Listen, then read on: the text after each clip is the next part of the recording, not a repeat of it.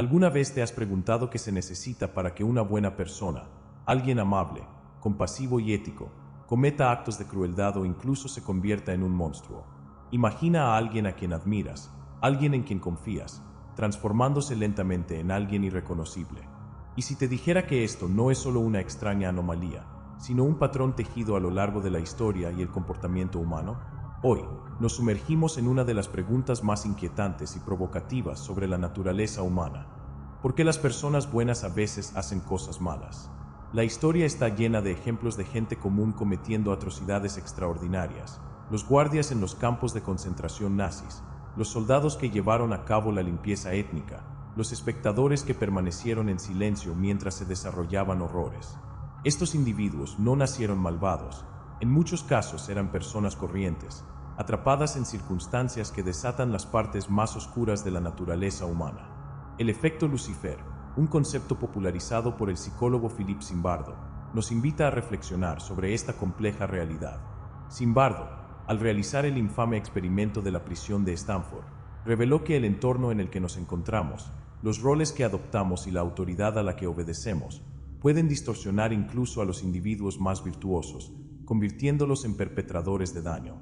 La respuesta a por qué las personas buenas a veces hacen cosas malas reside en una combinación de fuerzas psicológicas y sociales que dan forma al comportamiento humano. El poder de la autoridad es un factor fundamental. Los experimentos de obediencia de Stanley Milgram en la década de 1960 revelaron una verdad escalofriante. Las personas llegarán a extremos, incluso infligiendo dolor a otros, cuando se lo indique una figura de autoridad. En su estudio, se les pidió a los participantes que administraran descargas eléctricas a otra persona, que en realidad era un actor que fingía sentir dolor. Sorprendentemente, la mayoría de los participantes continuaron administrando descargas, incluso cuando creían que estaban causando daños graves, simplemente porque se les decía que lo hicieran. Esta obediencia ciega a la autoridad es un fenómeno recurrente en la historia y demuestra cómo el poder de una figura influyente puede anular el juicio moral individual. Otro factor crítico es la deshumanización. Cuando despojamos a otros de su humanidad, etiquetándolos como el enemigo, subhumanos o inferiores, se vuelve mucho más fácil justificar actos de crueldad. Esta táctica se ha utilizado una y otra vez en la propaganda, la guerra e incluso en conflictos cotidianos. Es más fácil dañar a alguien cuando ya no lo ves como una persona. El lenguaje que usamos en el discurso social y político a menudo contribuye a la deshumanización. ¿Con qué frecuencia vemos grupos enteros de personas reducidas a etiquetas o estereotipos? ¿Cómo disminuye esto nuestra empatía y crea una mentalidad de nosotros contra ellos? Además de la autoridad y la deshumanización, los roles sociales y la dinámica de grupo desempeñan un papel significativo. El experimento de la prisión de Stanford de Zimbardo ilustra vívidamente este punto. A estudiantes universitarios se les asignó aleatoriamente ser guardias o prisioneros en un entorno de prisión simulado. En cuestión de días, los guardias comenzaron a exhibir un comportamiento abusivo, mientras que los prisioneros mostraban signos de estrés y sumisión extremos. Lo más impactante fue la rapidez con que los participantes perdieron de vista su individualidad y se conformaron con los roles que se les dieron. Este experimento plantea una pregunta crucial. ¿Cuánto de nuestra identidad está moldeada por el rol que la sociedad nos impone? ¿Somos realmente libres de actuar como individuos, o estamos inconscientemente interpretando roles dictados por los sistemas que nos rodean? Estas fuerzas, la autoridad, la deshumanización y la dinámica de grupo, no son solo teóricas, operan en nuestra vida diaria, moldeando cómo pensamos, actuamos y percibimos a los demás. Las vemos en los lugares de trabajo, en las escuelas, en las redes sociales e incluso dentro de las familias. Reconocerlas es el primer paso para resistirlas. El punto de inflexión, el momento exacto en que una buena persona cruza la línea, suele ser sutil. Comienza con pequeños compromisos: la decisión de permanecer en silencio al presenciar una injusticia, la elección de seguir la corriente solo por esta vez. Con el tiempo, las pequeñas decisiones se acumulan, creando una pendiente resbaladiza que puede conducir a un fracaso moral profundo. Debemos reflexionar sobre nuestras propias elecciones. ¿Alguna vez has tomado una decisión que iba en contra de tus valores simplemente porque parecía más fácil o más seguro? ¿Cuáles fueron las consecuencias? Ahora, la cuestión fundamental: ¿son algunas personas inmunes al efecto Lucifer? La respuesta, aunque inquietante, es que ninguno de nosotros es completamente inmune. Si bien ciertos rasgos como la empatía fuerte, la autoconciencia y el coraje moral pueden actuar como factores protectores, la verdad es que, en las circunstancias adecuadas, o tal vez en las equivocadas, cualquiera puede sucumbir a estas fuerzas. Todos llevamos dentro el potencial tanto para el bien supremo como para un daño inimaginable. La conciencia es nuestra mayor defensa. Al comprender los mecanismos psicológicos que conducen al colapso moral, ganamos el poder de resistirlos. Uno de los mecanismos más insidiosos en juego es el desapego moral, un concepto introducido por Albert Bandura. El desapego moral explica cómo las personas racionalizan el comportamiento dañino para evitar sentimientos de culpa o remordimiento. Por ejemplo, alguien podría convencerse de que todos los demás lo están haciendo, que el fin justifica los medios.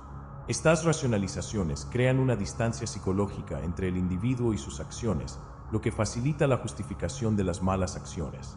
El antídoto a esto es la vigilancia moral y la empatía.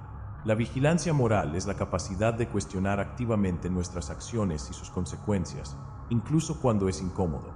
La empatía, por otro lado, actúa como un escudo contra la deshumanización.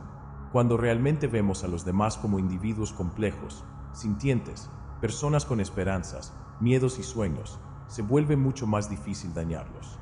Por eso la narración de historias, el arte y la conexión humana son tan vitales, nos recuerdan nuestra humanidad compartida y rompen las barreras que nos dividen. El liderazgo y la responsabilidad colectiva son fundamentales para abordar los sistemas y estructuras que perpetúan el daño y permiten el efecto Lucifer a mayor escala. Los líderes carismáticos pueden elevar o corromper sociedades enteras. Mahatma Gandhi y Martin Luther King Jr. usaron su influencia para inspirar la resistencia contra la injusticia y promover el cambio positivo. En contraste, Adolf Hitler manipuló el miedo y los prejuicios para justificar atrocidades. ¿Qué tipo de líder elegimos seguir y qué tipo de influencia tenemos sobre quienes nos rodean? Todos, independientemente de la posición de autoridad, tenemos influencia dentro de nuestras familias, comunidades y lugares de trabajo. La pregunta es, ¿usamos esa influencia para promover la compasión y la equidad o contribuimos, consciente o inconscientemente, al daño y la división? La batalla entre el bien y el mal no es solo externa, es una lucha interna que cada uno de nosotros enfrenta a diario. La misma dinámica que crea monstruos también puede crear héroes. Debemos cultivar la fuerza para resistir el atractivo del efecto Lucifer. Para ello, necesitamos estrategias prácticas. El coraje moral es la capacidad de defender lo que es correcto, incluso frente al miedo, la oposición o la pérdida personal. Para desarrollar el coraje moral, debemos identificar nuestros valores fundamentales, reflexionar sobre los momentos en que nos hemos enfrentado a un dilema moral y actuar de acuerdo con nuestros valores. También es útil ensayar mentalmente situaciones desafiantes, visualizando cómo responderíamos ante la injusticia o la presión para comprometer nuestros principios. Construir un sistema de apoyo, rodearnos de personas que compartan nuestros valores, nos brinda responsabilidad y estímulo, lo que facilita la resistencia a las presiones de la conformidad y la autoridad. La conciencia situacional es esencial cuando nos encontramos en sistemas o entornos diseñados para erosionar nuestra moral. Debemos prestar atención a las normas grupales y cuestionar si lo que se considera aceptable o esperado es realmente correcto. Debemos reconocer que incluso los pequeños actos de resistencia pueden crear un efecto dominó. La elección de actuar con integridad puede inspirar a otros a hacer lo mismo. La autorreflexión es vital. Debemos preguntarnos qué motivó nuestras acciones, si tratamos a los demás con respeto y empatía, y si hubo momentos en que nos quedamos en silencio cuando deberíamos haber hablado. La autorreflexión nos permite reconocer nuestros prejuicios, asumir nuestros errores y crecer a partir de ellos. El autoperdón es una herramienta esencial para romper los ciclos de daño. Debemos reconocer nuestros errores, asumir la responsabilidad y comprometernos a mejorar. Debemos entender que el fracaso es parte de la experiencia humana y que el crecimiento a menudo proviene de confrontar nuestras deficiencias. La interconexión de la humanidad es la clave. La línea entre el bien y el mal no corre entre grupos o naciones, sino a través del corazón de cada ser humano. Debemos acercarnos al mundo con empatía y un compromiso con la curación en lugar del juicio. La reflexión final es: ¿cómo podemos aplicar todo esto a nuestras vidas? ¿Cómo podemos reconocer y resistir las fuerzas que nos alejan de nuestros valores? ¿Cómo podemos contribuir a un mundo donde la bondad prevalezca sobre la oscuridad? Tenemos el poder de elegir, el poder de resistir y el poder de ser una fuerza para el bien en un mundo que lo necesita desesperadamente. Debemos reconocer nuestra influencia. No importa cuán pequeño o insignificante parezca nuestro papel, tenemos el poder de dar forma al entorno que nos rodea. Cada interacción contribuye a las normas y valores que guían a los demás. Debemos educarnos a nosotros mismos y a los demás. El conocimiento es una de las herramientas más eficaces contra la manipulación y la erosión moral. Debemos estudiar historia, psicología y filosofía para profundizar nuestra comprensión de cómo y por qué las personas toman las decisiones que toman. Debemos compartir este conocimiento con otros, no para predicar o dar lecciones, sino para generar conversaciones significativas que inspiren reflexión y crecimiento. La resiliencia es fundamental. Defender lo que es correcto a menudo conlleva riesgos. Debemos fortalecer nuestro bienestar mental y emocional a través de prácticas como la atención plena, la meditación y el diario. Debemos rodearnos de una comunidad de personas que nos eleven e inspiren. En última instancia, la batalla entre el bien y el mal se libra dentro de cada uno de nosotros. Debemos recordar la profunda interconexión de la humanidad, que la línea entre el bien y el mal corre a través del corazón de cada ser humano. Cada momento ofrece una nueva oportunidad para actuar con integridad, resistir el atractivo de la oscuridad y contribuir a un mundo arraigado en la compasión y la justicia.